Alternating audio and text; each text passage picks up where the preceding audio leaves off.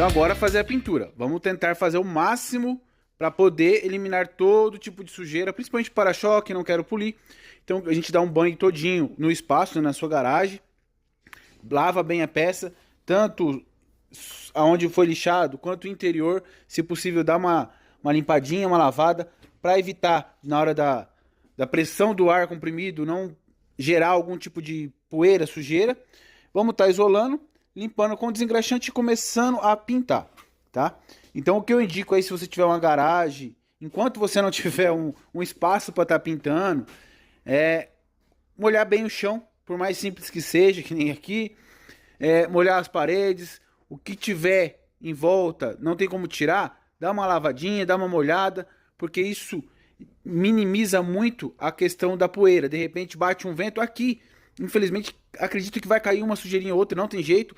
Até estufa, cabine de pintura mesmo, acaba caindo, que nem quando eu trabalhava, não tinha jeito, sempre tinha que fazer um polimento localizado, mas caía. E aqui nada diferente, né? Aqui é um lugar mais aberto, mais sujeito a erro, então provavelmente vai cair, talvez caia na sua também. Então entra a questão daqueles polimentos, polimento mais técnico, mais refinado para poder eliminar essa sujeira na hora de entregar para o cliente. O resultado final é sempre o que importa. Mas vamos tentar fazer aí da melhor maneira. Então a melhor maneira é sempre lavando as paredes, limpando o chão, limpando atrás do para-choque ou da peça que for pintar. Vamos empapelar aqui, secar, bater um ar comprimido, secar, empapelar. E a gente já vem na sequência com ele no lugar para começar a pintura.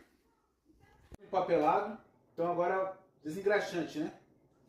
Paninho de microfibra para não soltar nenhum tipo de pelo ou alguma sujeira.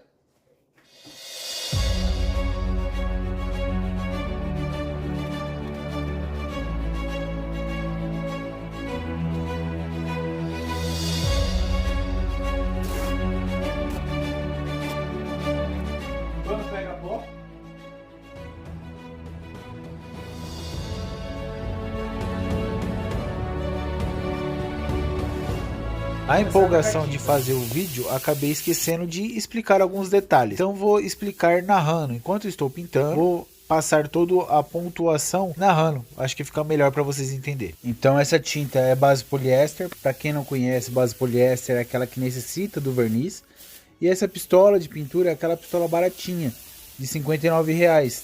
Provavelmente deve estar isso ainda na internet. Tem alguns outros vídeos aí que eu explico um pouco sobre ela. Eu estou fazendo a aplicação da tinta poliéster com bico 1.2 e o verniz eu vou fazer com bico 1.5. Então tá aí, ó, primeira demão aplicada. A gente começa a conferir, né, para ver se não abriu nenhum tipo de cratera, se não tem risco, averiguar certinho, ó.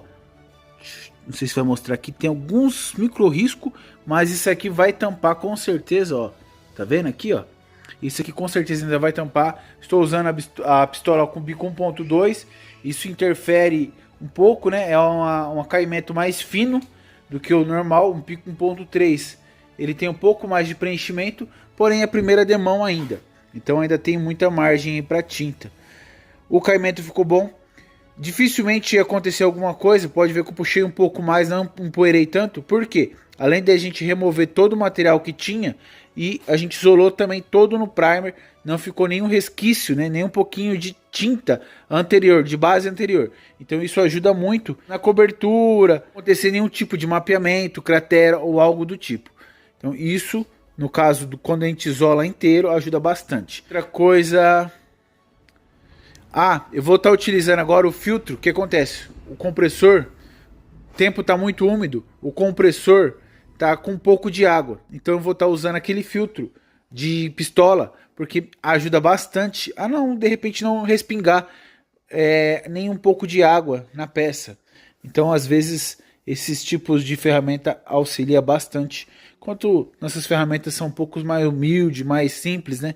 Então às vezes, ou quando a gente mesmo esquece de estar esvaziando o compressor. Segunda demão, coloquei aqui o filtro, então esse filtrinho aqui, esse controlador de pressão, isso ajuda bastante. O filtro para a questão da água, né? Igual eu falei do compressor, e o regulador da pressão. Ó. Então a gente vai estar trabalhando aqui. Deixa eu ver. 20 PSI, tá bem fraquinho mesmo.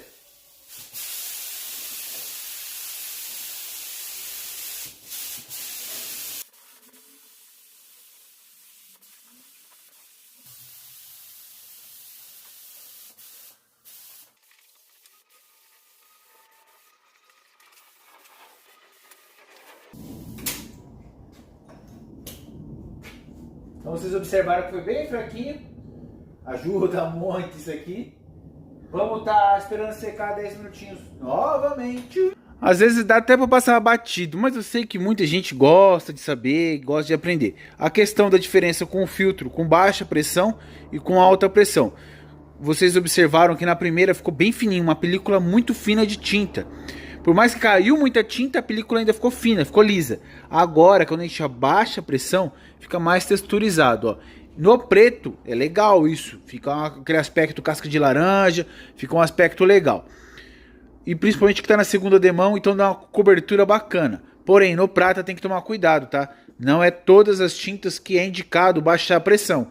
O bacana é você acompanhar o ritmo da pistola, dá uma olhadinha, faz uns testes. Isso ajuda muito no caimento, porque às vezes a tinta exige um filme fino e às vezes o cliente, né, ou a tinta exige um filme um pouco mais grosso, mais texturizado. No preto fica muito show de bola isso, dá aquele aspecto de profundidade às vezes, dependendo da peça também. É muita coisa que engloba, muita coisa que favorece e desfavorece. Mas aos poucos vocês vão entender na questão, vocês vão saber nas peças que dá mais profundidade, aqui não dá, principalmente peças curvadas assim, dá aquele ar de peça muito brilho quando a gente consegue deixar o acabamento legal. Aguardar secar aí. Então aqui, ó, vamos lá,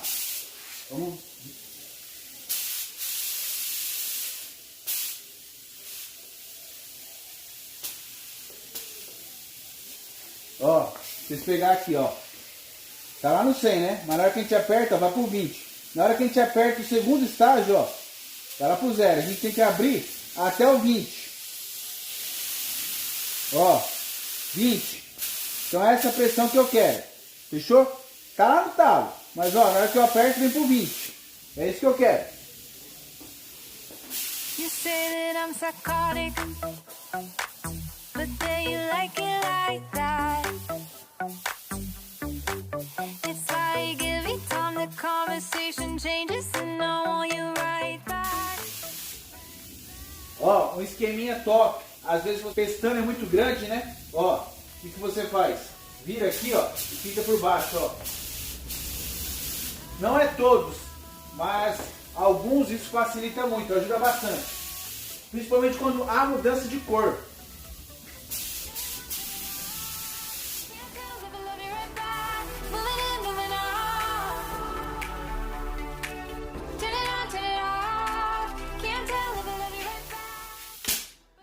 Cinco minutinhos, a gente veio com uma bem mais forte. A gente estava colocando com 20 PSI, então agora eu vou aguardar mais 5, 10 minutinhos e vamos colocar 40 PSI para baixar um pouco esse filme, para ficar com a textura mais fininha um pouquinho. Última demão, joia? Então aí, ó, ficou show, top, sem o que falar, tá secando, né, ó.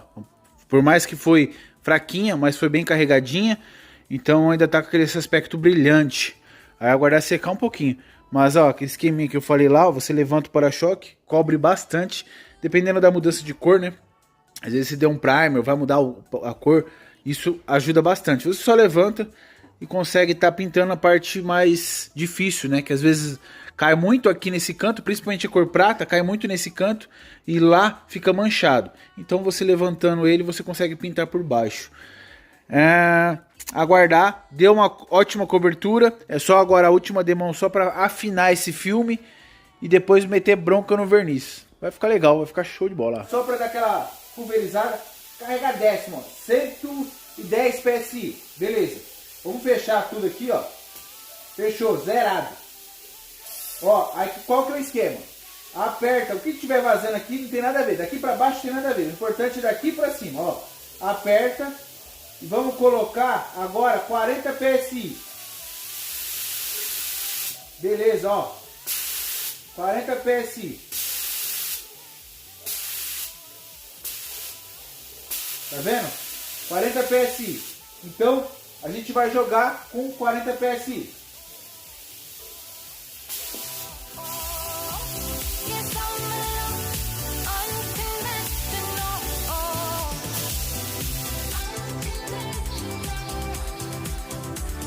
Vocês observaram que foi mais rápido.